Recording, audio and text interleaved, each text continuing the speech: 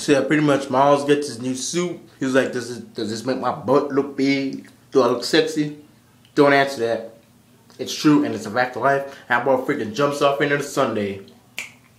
Ends the overview. By the way, when I said over, I mean that was a synopsis. It's just beginning. To y'all who freaking lasted this long, thank you for, being this loyal to me. And I commend you for staying up this long. If I could, man, I would give you $1, but I can't. Anyways. So now we got the synopsis over. Let me talk about the characters. Miles, I like him. Unlike all these teen superheroes nowadays, like, ooh, I come from a family, my daddy, ooh, he a cocaine addict, he's a drunk and whatnot. Oh, that's nothing, Robin. My daddy is not only an alcoholic and a drunk, but my mom's a deadbeat. Yeah. And that's pretty much a lot of teen superheroes nowadays, kind of messed up family. I like Miles because he's a bit of fresh air. And he has a good upbringing, even though his uncle is a criminal.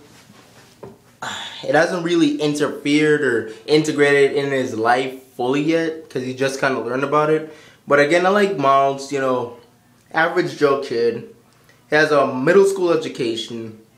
He has these spider powers, and now he's thrown into these superhuman conflicts and the world of freaking espionage, action, drama, and whatnot. So it's gonna be interesting to see how he reacts, because again, he's only a 13-year-old boy, and again, he's still a bit scared of the world out there, what the world has in store for him.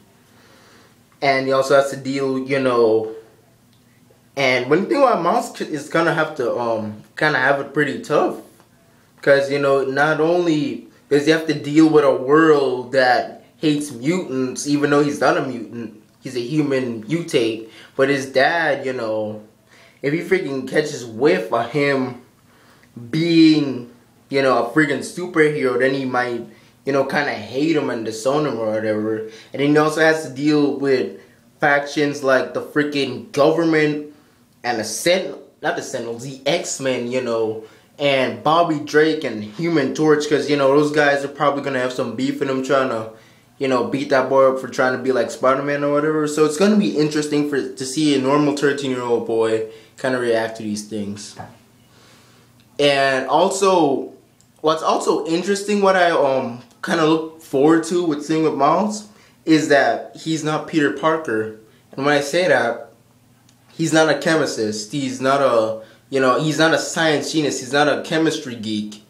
Because, in the past, Peter Parker has had to use a bit of chemistry to freaking beat his foes, Well, it's going to be interesting to see Miles fight these foes, because, again, he's not a chemistry nerd, has middle school knowledge. So for him to freaking fight all these people like Dr. Octopus, I know he's going to be freaking tough. I think he died. Always, but if he's not, it's going to be pretty interesting to see him fight foes like Dr. Octopus and whatnot, science genius or whatever. And again, interesting to see how you handle those battles. Then again, it'll probably be one-sided because he has invisibility and spider sting. Who else? Yannick, he's good comedy relief, though he looks like freaking. Well, I guess that's what you get for a kid that looks like freaking Russell from Up, but, good comic relief, good friend, paying $80 for that friend, for Miles. Yeah. Who else? We got Miles' mom, that spicy Latina woman, because Miles is, half African-American, half Hispanic. And, his spicy Latina mom, she's freaking overprotective of Miles. Like, be careful, honey. She's kind of like a soccer mom, but at the same time not. Yeah, no, she's really cool and makes good comic relief. Miles' dad, again, guy, it's going to be interesting to see when he finds out how he's going to react to Miles' powers and whatnot. And dealing with a human mutate. Because again, he hates criminals and what's it called, mutants, and technically Miles is a vigilante now. So, you know, we'll see how he reacts to that. Miles' Uncle Aaron, I think his name is. He, again, gonna be interesting to see because I kind of want to hold this off, but screw it. Like in the recent issue that came out this week, he showed up at Miles' school after he freaking beat another supervillain, which was Kid Omega Red. Again, one-sided fight, invisibility, spiders thing. And, you know, he showed up at Miles' school because of the freaking, I don't want to give it away. But basically, he shows up at Miles' school, which implies that he knows about Miles' secret due to what he did. I mean, he did to find out the information. But anyways, again, interesting to see how they're going to freaking work together. Maybe Miles and his uncle might work together, become superhero buddies, or not. Because, you know, Miles, again, his uncle's a criminal, so we'll see how he works.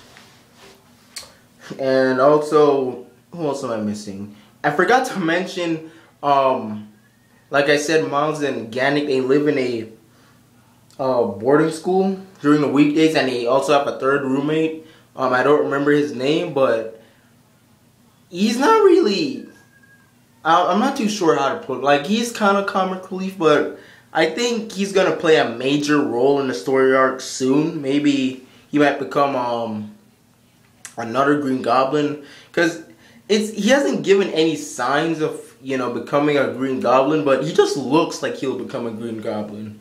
Like freaking, like that guy in Amazing Spider-Man Big Time. I forgot his name also, but again, wouldn't really suspect you to become a Green Goblin, but anyways. Yeah, we got the characters out the way. Now I have to give the good and the bad.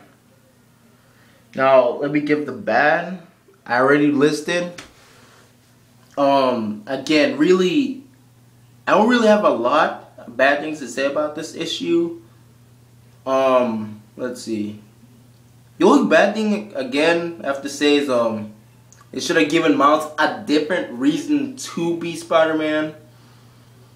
Because, honestly, again, it's just another freaking Peter Parker thing, you know. Great power comes great responsibility. Yes, but it's been done to death. And, again, you know, you think with Miles Morales' storyline, you think you'd start fresh and new, but kind of following the same path, playing it safe. But yeah, other than that though, the good aspects, art is really nice to look at. The dialogue, again, Michael Bendis knows how to write good and humorous dialogue, you know, real good guy. What else? It's another bad thing I want to point out is the freaking, well, it's not really a bad thing, but it's just me nitpicking. Freaking showing Miles in his black suit every during the first half of the story arc. I mean, that was just teasing us, man. Really? They freaking knew we wanted to see Miles in that freaking outfit, like freaking, you know, after issue 3. Cause come on, it's a little badass. But yeah, that was just kind of nitpicky. Again, good story, good art, good dialogue, and pretty darn good issue. So now that we have the good and bad out, that was really freaking quick. I'll now give my final verdict. Overall, I give the story arc, The Boy Who Wanted to Be Spider-Man, a 9 out of 10, which gives it a Super Saiyan 2. Why? Because it's badass to look at. Come on, Super Saiyan 2 is badass to look at, but it's not. But it's still Super Saiyan 3, bro. Little Super Saiyan 3 comes close, but it's not.